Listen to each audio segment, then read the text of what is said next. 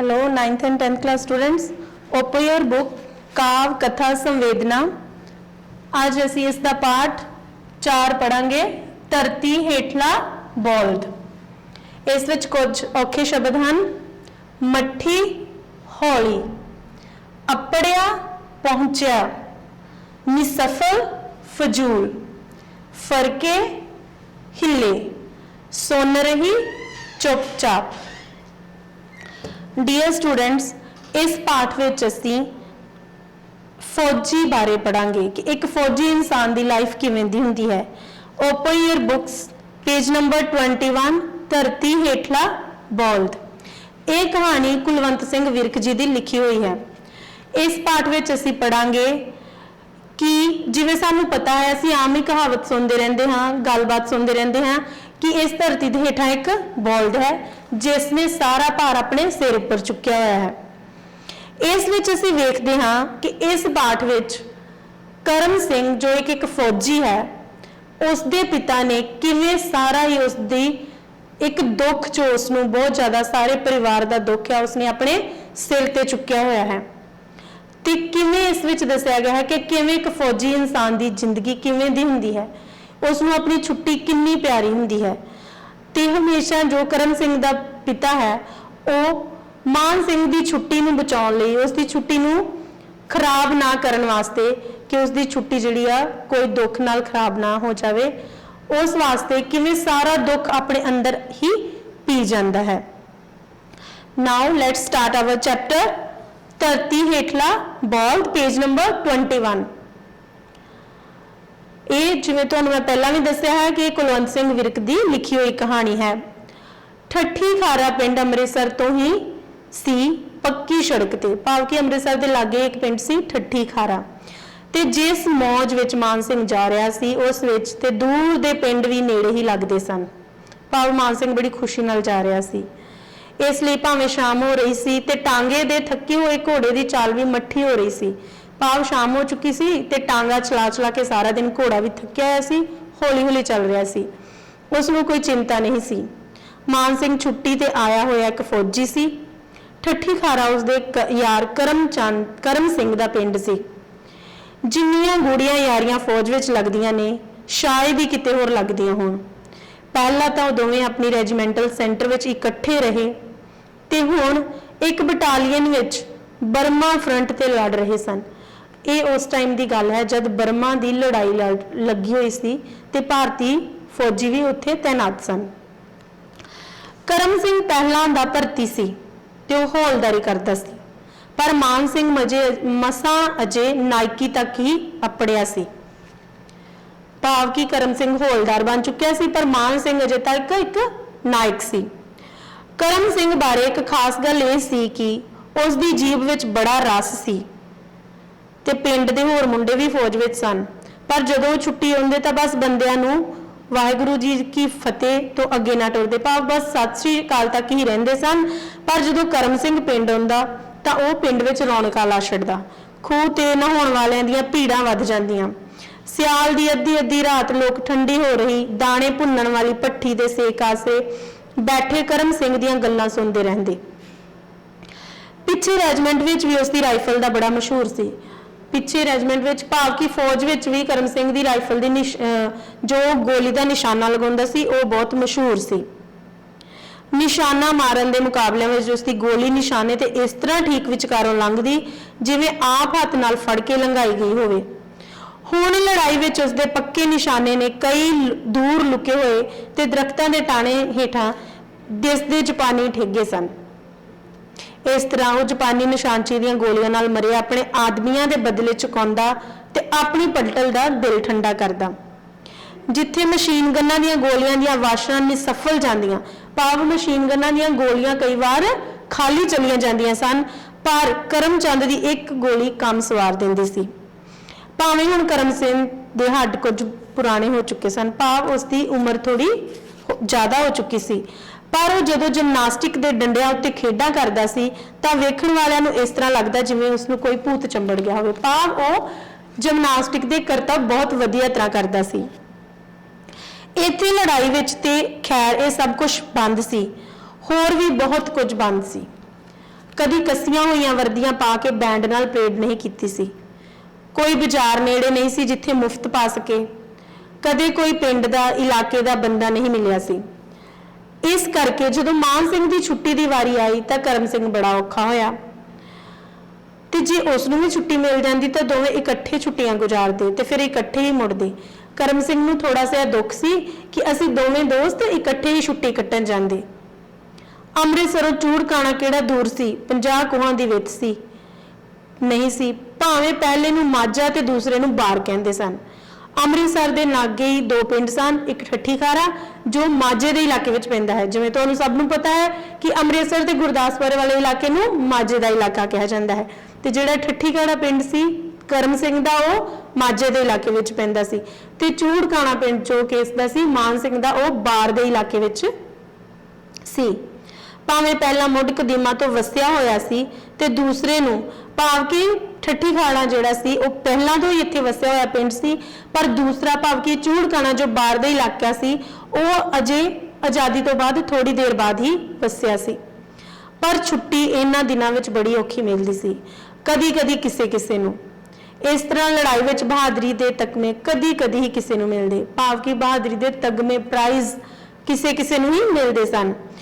जदों मान सिंह नूं पिछां नूं आउंदे फौजी ट्रक विच बैठण लगा तां करम सिंह ने कहा, जदों मान सिंह अपने घर आ रहा सी छुट्टी ते बैठण लगा तां करम सिंह ने उसनूं कहा, साडे घर भी हुंदा आवीं, तू मेरे कोलों आए नूं तैनूं वेखणगे तां मैं उन्हां दा मेल हो जाएगा, जिवें मेरे नाल ही मेल हो जाएगा जदों तू मेरे मापियां नूं मिल के आवेगा ते फिर उन्हां कोलों आए नूं मैं तैनूं वेखांगा तां मैनूं लगेगा कि मेरा भी उन्हां नाल मेल हो गया।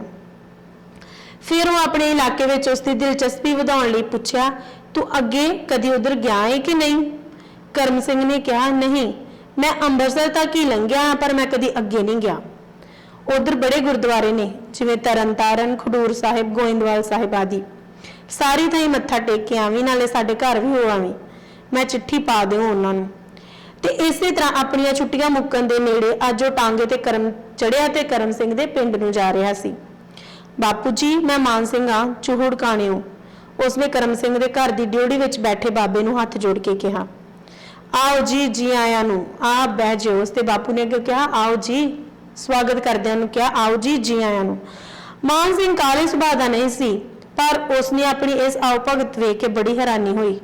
हो सकता सी कि यह कोई ओपरा आदमी होवे। तुसी करम सिंह दे बाप हो?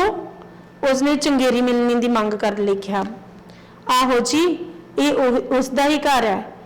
वो मेरे बारे तुहानू कोई उसने मेरे बारे तुहानू कोई चिट्ठी लिखी सी? करम सिंह ने उसते मान सिंह ने करम सिंह दे बापू जी नूं पुछया।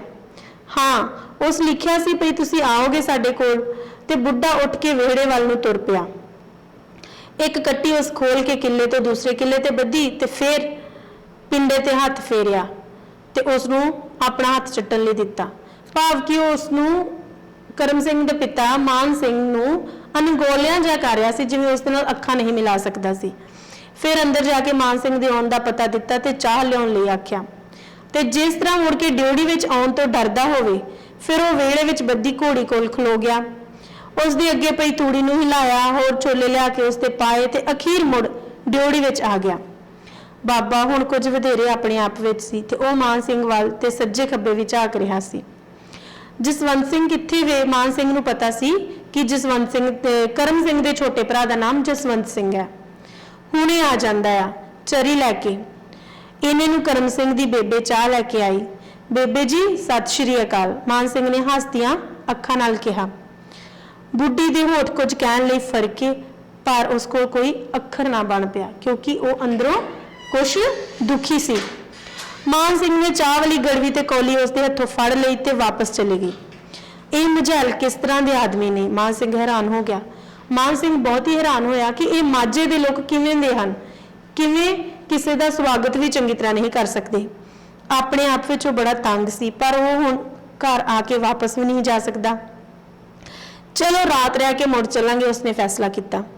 रात नूं जदों जसवंत सिंह आया तो इस रौनकां विच गल्लां बातां कुछ खुलियां होण लगियां। बड़ी मशहूर हुई है करम सिंह की गोली उत्थे ब्रह्मा की लड़ाई विच। बस उहदे घोड़ा दबर की जरूरत हुंदी है कि अख दे फौर नाल जापानी हेठां ਡਿੱਗ ਜਾਂਦੇ ਹਨ। ਮਾਨ ਸਿੰਘ ਇੱਥੇ ਹੀ ਰੁਕ ਗਿਆ, ਇਸ ਉਮੀਦ ਤੇ ਕਿ ਸਾਰੇ ਬ੍ਰਹਮਾ ਦੀ ਲੜਾਈ ਦੀਆਂ ਗੱਲਾਂ ਪੁੱਛਣਗੇ। ਉਸ ਦਾ ਅੰਦਰ ਗੱਲਾਂ ਨਾਲ ਭਰਿਆ ਪਿਆ ਸੀ, ਪਰ ਉਸ ਦੀ ਕੋਈ ਗੱਲ ਨੂੰ ਧਿਆਨ ਨਾਲ ਨਹੀਂ ਸੁਣ ਰਿਹਾ ਸੀ। ਕੁਝ ਚਿਰ ਇਸ ਤਰ੍ਹਾਂ ਹੀ ਚੁੱਪਚਾਪ ਰਹੀ। ਫਿਰ ਬੁੱਢੇ ਨੇ ਜਸਵੰਤ ਸਿੰਘ ਨੂੰ ਕਿਹਾ, ਆਪਣੀ ਵਾਰੀ ਕਦੋਂ ਹੈ ਪਾਣੀ ਦੀ? ਪਰਸੋਂ 3 ਵਜੇ ਸਵੇਰੇ। 3 ਵਜੇ ਦਾ ਨਾਂ ਸੁਣ ਕੇ ਮਾਨ ਸਿੰਘ ਨੇ ਫਿਰ ਗੱਲ ਛੇੜੀ। ਉਹ ਆਪਣੇ ਯਾਰ ਦੀਆਂ ਰੱਜ ਕੇ ਗੱਲਾਂ ਕਰਨੀਆਂ ਚਾਹੁੰਦਾ ਸੀ।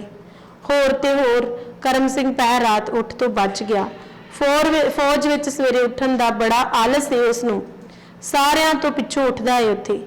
ਇਸ ਨਾਲ ਵੀ ਕਿਸੇ ਦਾ ਉਤਸ਼ਾਹ ਨਾ ਜਾਗਿਆ। ਫਿਰ ਰੋਟੀ ਆਈ। ਉਹਨਾਂ ਕਾਫੀ ਉਚੇਚ ਕੀਤੀ ਹੋਈ ਸੀ। ਉਹ ਆਪਣੇ ਵੱਲੋਂ ਕਾਫੀ ਆਓ ਭਗਤ ਕਰ ਰਹੇ ਸਨ, ਪਰ ਜਸਵੰਤ ਸਿੰਘ ਉਸ ਨੂੰ ਰੋਟੀ ਖਾਂਦੇ ਨੂੰ ਪੱਖਾ ਚੱਲ ਰਿਹਾ ਸੀ। ਉਸ ਦਾ ਖਿਆਲ ਸੀ ਕਿ ਉਸ ਵੱਲ ਧਿਆਨ ਨਹੀਂ ਦਿੰਦੇ, ਦਿਲੋਂ ਨਿਕਲ ਗਿਆ। ਰੋਟੀ ਖਾਂਦਿਆਂ ਖਾਂਦਿਆਂ ਕਰਮ ਸਿੰਘ ਦਾ ਨਿੱਕਾ ਜਿਹਾ ਮੁੰਡਾ ਅੱਗੇ ਆਇਆ ਉਸ ਦੀ ਮੰਜੀ ਕੋਲ, ਤੇ ਜੇ ਉਹ ਕਰਮ ਸਿੰਘ ਦੀਆਂ ਗੱਲਾਂ ਹੋਰ ਕਿਸੇ ਨਾਲ ਨਹੀਂ ਕਰ ਸਕਦਾ ਤੇ ਚਲੋ ਮੈਂ ਇਸ ਦੇ ਮੁੰਡੇ ਨਾਲ ਹੀ ਕਰਦਾ ਆ। ਉਸਨੇ ਉਸ ਨੂੰ ਆਪਣੇ ਕੁੱਛੜ ਚੁੱਕ ਲਿਆ ਤੇ ਉਸ ਨੂੰ ਕਿਹਾ, ਓਏ ਤੂੰ ਆਪਣੇ ਬਾਪੂ ਕੋਲ ਚੱਲਣਾ ਹੈ?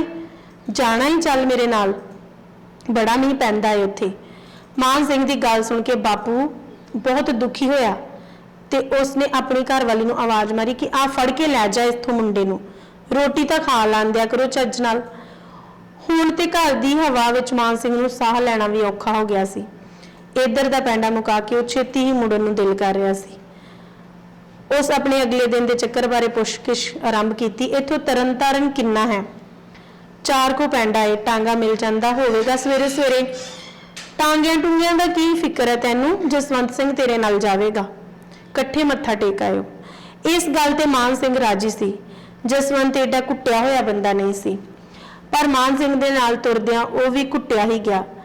ਜਿਹੜੇ ਜਾਣੂ ਬੰਦੇ ਉਸ ਨੂੰ ਰਾਹ ਵਿੱਚ ਮਿਲਦੇ ਉਹ ਉਹਨਾਂ ਨੂੰ ਦੂਰੋਂ ਹੀ ਫਤਿਹ ਬੁਲਾਈ ਜਾ ਰਿਹਾ ਸੀ। ਭਾਵੇਂ ਮਾਨ ਸਿੰਘ ਦਾ ਜੀ ਕਰਦਾ ਸੀ ਕਿ ਉਹ ਆਪਣੇ ਕੋਲ ਖਲੋ ਕੇ ਗੱਲਾਂ ਕਰੇ, ਉਸਨੇ ਕਿਹੜਾ ਰੋਜ਼-ਰੋਜ਼ ਇਸ ਪਾਸੇ ਹੋਣਾ ਹੈ। ਕਰਮ ਸਿੰਘ ਤਾਂ ਨੇ ਕਾਫੀ ਜਸ ਖੱਟਿਆ ਹੈ ਫੌਜ ਵਿੱਚ, ਤੂੰ ਕਿਉਂ ਨਹੀਂ ਭਰਤੀ ਹੋ ਗਿਆ? ਮਾਨ ਸਿੰਘ ਨੇ ਕਰਮ ਸਿੰਘ ਦੇ ਭਰਾ ਨੂੰ ਪੁੱਛਿਆ। ਜਸਵੰਤ ਸਿੰਘ ਇੱਕਦਮ ਡਰ ਗਿਆ, ਜਿਵੇਂ ਕੋਈ ਚੋਰੀ ਕਰਦਾ ਫੜਿਆ ਜਾਂਦਾ ਹੈ, ਤੇ ਉਸਨੇ ਠਹਿਰ ਕੇ ਕਿਹਾ, ਇੱਕ ਥੋੜਾ ਹੈ ਫੌਜ ਵਿੱਚ, ਚਰੀਆਂ ਕਮਾਦ ਕਿੱਡੇ ਕਿੱਡੇ ਹੋ ਗਏ ਨੇ ਆਪਣੇ ਵੱਲ। ਇੱਕ ਚਰੀ ਦੀ ਪੈਲੀ ਕੋਲੋਂ ਲੰਘਦਿਆਂ ਜਸਵੰਤ ਸਿੰਘ ਨੇ ਗੱਲ ਚਲਾਈ, ਬੰਦੇ ਬੰਦੇ ਜਿੱਡੇ ਖੜੇ ਨੇ। ਪਰ ਉਸਦਾ ਦਿਲ ਇਸ ਗੱਲ ਵਿੱਚ ਨਹੀਂ ਸੀ, ਉਹ ਤੇ ਆਪਣੇ ਯਾਰ ਦੀਆਂ ਗੱਲਾਂ ਕਰਨਾ ਚਾਹੁੰਦਾ ਸੀ। ਪਿੰਡ ਮੁੜ ਕੇ ਮਾਨ ਸਿੰਘ ਪਿਛਾਂ ਦੀਆਂ ਸਲਾਹਾਂ ਵਿੱਚ ਸੀ। ਅੰਮ੍ਰਿਤਸਰੋਂ ਰਾਤ ਦੀ ਗੱਡੀ ਚੜ੍ਹ ਕੇ ਉਹ ਸਵੇਰੇ ਆਪਣੇ ਪਿੰਡ ਚਲਾ ਜਾਵੇਗਾ। ਭਾਵੇਂ ਆਪਣੇ ਥਾਈਂ ਸਾਰਿਆਂ ਨੇ ਉਸ ਦੀ ਕਾਫੀ ਆਓ ਭਗਤ ਕੀਤੀ ਸੀ, ਪਰ ਉਸ ਨੂੰ ਉਸ ਦੀਆਂ ਉਮੀਦਾਂ ਤੋਂ ਇਹ ਆਓ ਭਗਤ ਕਾਫੀ ਘੱਟ ਲੱਗ ਰਹੀ ਸੀ। ਉਸ ਨੂੰ ਸਵਾਦ ਨਹੀਂ ਆਇਆ ਸੀ ਕਰਮ ਸਿੰਘ ਦੇ ਘਰ ਆ ਕੇ। ਡਿਊਟੀ ਵਿੱਚ ਇਸ ਵੇਲੇ ਉਹ ਅੰਦਰ ਲਈ ਚਾਹ ਤਿਆਰ ਉਸ ਲਈ ਅੰਦਰ ਚਾਹ ਤਿਆਰ ਹੋ ਰਹੀ ਸੀ। ਡਿਊਟੀ ਵਿੱਚ ਉਹ ਇਕੱਲਾ ਹੀ ਬੈਠਾ ਸੀ। ਸਾਹਮਣੇ ਗਲੀ ਵਿੱਚ ਝੋਲਾ ਗਲ ਵਿੱਚ ਲਮਕਾਈ ਡਾਕੀਆ ਤੁਰਿਆ ਆਇਆ। ਪਹਿਲੋਂ ਤਾਂ ਇਸ ਤਰ੍ਹਾਂ ਲੱਗਾ ਕਿ ਜਿਵੇਂ ਤੁਰਦਾ ਤੁਰਦਾ ਸਿੱਧੇ ਹੀ ਅੱਗੇ ਲੰਘ ਜਾਵੇਗਾ, ਪਰ ਫਿਰ ਉਹ ਡਿਊਟੀ ਵਿੱਚ ਆ ਕੇ ਮੰਜੀ ਤੇ ਬੈਠ ਗਿਆ। ਕੀ ਲਿਆਇਓ? ਲਿਆਉਣਾ ਕੀ ਹੈ? ਆ ਪੈਨਸ਼ਨ ਆਈ ਹੈ ਵਿਚਾਰੇ ਕਰਮ ਸਿੰਘ ਦੀ। ਕਰਮ ਸਿੰਘ ਦੀ ਪੈਨਸ਼ਨ? ਕਰਮ ਸਿੰਘ ਮਾਰਿਆ ਗਿਆ? ਬਾਦਸ਼ਾਹੋ, ਸਾਰਾ ਇਲਾਕਾ ਤਰਾਸ ਕਰਦਾ ਪਿਆ ਏ ਤੇ ਤੁਸੀਂ ਘਰ ਵਿੱਚ ਬੈਠੇ ਪੁੱਛ ਰਹੇ ਹੋ ਕਿ ਕਰਮ ਸਿੰਘ ਮਾਰਿਆ ਗਿਆ? ਚਿੱਠੀ ਆਇਆ ਤੇ ਅੱਜ 15 ਦਿਨ ਹੋ ਗਏ ਹਨ, ਇਹ ਡਾਕੀਏ ਨੇ ਮਾਨ ਸਿੰਘ ਨੂੰ ਦੱਸਿਆ। 2 ਵਾਰ ਮਾਨ ਸਿੰਘ ਦਾ ਸਾਹ ਕਾਲਾ ਜਿਹਾ ਆਇਆ। ਸਿਰ ਤੇ ਨੱਕ ਤੋਂ ਉਤਲੇ ਹਿੱਸੇ ਦੀ ਇੱਕ ਮੁੱਠ ਜਿਹੀ ਮਿੱਟੀ ਗਈ, ਭਾਵ ਕਿ ਉਹ ਬਹੁਤ ਦੁਖੀ ਹੋਇਆ। ਕਰਮ ਸਿੰਘ ਦਾ ਘਰ ਅੰਦਰ ਗਿਆ ਹੋਇਆ ਉਹਦਾ ਪਿਤਾ, ਉਹਦਾ ਨਿੱਕਾ ਜਿਹਾ ਮੁੰਡਾ ਉਸ ਨੂੰ ਰੋਣ ਵਿੱਚ ਮਦਦ ਦੇ ਰਹੇ ਸਨ। ਬਾਪੂ ਨੇ ਬਾਹਰੋਂ ਹੀ ਡਾਕੀਆ ਬੈਠਾ ਵੇਖ ਲਿਆ ਤੇ ਗੱਲ ਨਿਕਲ ਗਈ, ਸਮਝ ਆ ਗਈ। ਹੁਣ ਭਾਰ ਚੁੱਕੀ ਫਿਰਨ ਦੀ ਕੋਈ ਲੋੜ ਨਹੀਂ। 8 ਪਹਿਰਾਂ ਦਾ ਦਬਾਅ ਢਿੱਲਾ ਹੋਇਆ ਤੇ ਅਥਰੂ ਵਗ ਤੁਰੇ। ਦੋਵੇਂ ਸਿਰ ਢੇਰ ਚਿਰ ਕੋਲ ਬੈਠੇ ਆਪਣੇ ਆਪ ਨੂੰ ਹੌਲਾ ਕਰਦੇ ਰਹੇ, ਭਾਵ ਕਿ ਉਹ ਰੋਂਦੇ ਰਹੇ ਕਰਮ ਸਿੰਘ ਦੀਆਂ ਗੱਲਾਂ ਨੂੰ ਯਾਦ ਕਰ ਕਰਕੇ। ਫਿਰ ਮਾਨ ਸਿੰਘ ਬੋਲਿਆ, ਤੁਸੀਂ ਮੈਨੂੰ ਆਉਂਦੇ ਨੂੰ ਕਿਉਂ ਨਹੀਂ ਦੱਸਿਆ? ਐਵੇਂ ਅਸਾਂ ਆਖਿਆ ਮੁੰਡੇ ਨੂੰ ਛੁੱਟੀ ਆਇਆ ਏ, ਇਹਦੀ ਛੁੱਟੀ ਖਰਾਬ ਕਿਉਂ ਕਰੀਏ? ਆਪੇ ਛੁੱਟੀ ਕੱਟ ਕੇ ਪਲਟਨ ਵਿੱਚ ਜਾਏਗਾ ਤੇ ਸੁਣ ਲਵੇਗਾ। ਫੌਜੀ ਨੂੰ ਛੁੱਟੀ ਬੜੀ ਪਿਆਰੀ ਹੁੰਦੀ ਹੈ, ਜਿੰਨੀ ਕਰਮ ਸਿੰਘ ਨੂੰ ਪਿਆਰੀ ਸੀ ਓਨੀ ਹੀ ਤੈਨੂੰ ਵੀ ਹੋਵੇਗੀ। ਬਾਹਰ ਦੇ ਪਿੰਡ ਦੇ ਲੋਕਾਂ ਤਾਂ ਸੌਣ ਦੇ ਜੰਮਪਲ ਨੇ, ਉਹਨਾਂ ਨੂੰ ਥੋੜਾ ਔਖ ਵੀ ਬਹੁਤਾ ਦਿਸਦਾ ਹੈ, पर असी गल लुकाउण विच रत्ता भी कामयाब नहीं होए। मुड़दे हुए मान सिंह ने माझे दे पिंड वेखे ते जिन्हां दा जंपल बाबा सी। ਥਾਂ ਥਾਂ ਮੜੀਆਂ ਤੇ ਸਮਾਧਾਂ ਸਨ। ਪਿਛਲੀਆਂ ਪੀੜ੍ਹੀਆਂ ਵਿੱਚ ਇਹਨਾਂ ਲੋਕਾਂ ਦੀ ਭਾਰਤ ਤੇ ਧਾਵਾਂ ਕਰਨ ਵਾਲਿਆਂ ਨਾਲ ਲੜਨ ਮਰਨ ਦੀਆਂ ਕਹਾਣੀਆਂ ਦੱਸੀਆਂ ਜਾਂਦੀਆਂ ਸਨ। ਉਹ ਦੂਜਿਆਂ ਨੂੰ ਹੌਲਾ ਰੱਖਣ ਲਈ ਆਪ ਭਾਰਾ ਹੋ ਚੁੱਕਣਾ ਚਾਹੁੰਦਾ ਸੀ। ਇਸੇ ਕਰਕੇ ਬਾਬੇ ਦੀ ਸਹਿਣ ਸ਼ਕਤੀ ਇੰਨੀ ਵਧੀ ਹੋਈ ਹੈ। ਮਾਨ ਸਿੰਘ ਨੇ ਸੁਣਿਆ ਹੋਇਆ ਸੀ ਕਿ ਇੱਕ ਧੌਲ ਹੈ ਜੋ ਆਪਣੇ ਸਿਰਾਂ ਤੇ ਸਾਰੀ ਧਰਤੀ ਦਾ ਭਾਰ ਚੁੱਕ ਕੇ ਬੈਠਾ ਹੈ। ਉਸੇ ਤਰ੍ਹਾਂ ਹੀ ਇਵੇਂ ਲੱਗਦਾ ਹੈ ਕਿ ਕਰਮ ਸਿੰਘ ਦਾ ਪਿਤਾ ਵੀ ਧੌਲ ਹੈ ਜਿਸ ਦਾ ਭਾਰ ਥੱਲੇ ਦੱਬਿਆ ਹੋਏ ਪਿੱਛੋਂ ਵੀ ਲੋਕਾਂ ਦਾ ਭਾਰ ਚੁੱਕਣਾ ਚਾਹੁੰਦਾ ਸੀ। ਸੋ ਡੀਅਰ ਸਟੂਡੈਂਟਸ, ਇਸ ਪਾਠ ਵਿੱਚ ਅਸੀਂ ਇੱਕ ਫੌਜੀ ਜੋ ਕਿ ਇੱਕ ਸ਼ਹੀਦ ਹੋ ਚੁੱਕਾ ਹੈ ਤੇ ਉਸ ਦੇ ਪਰਿਵਾਰ ਦੇ ਮਾਨਸਿਕ ਹਾਲਤ ਬਾਰੇ ਅਸੀਂ ਪੜ੍ਹਿਆ ਹੈ ਕਿ ਕਿਵੇਂ ਇੱਕ ਫੌਜੀ ਤੇ ਉਸ ਦਾ ਪਰਿਵਾਰ ਮਾਨਸਿਕ ਹਾਲਾਤਾਂ ਵਿੱਚੋਂ ਗੁਜ਼ਰਦਾ ਹੈ। Okay students, thank you.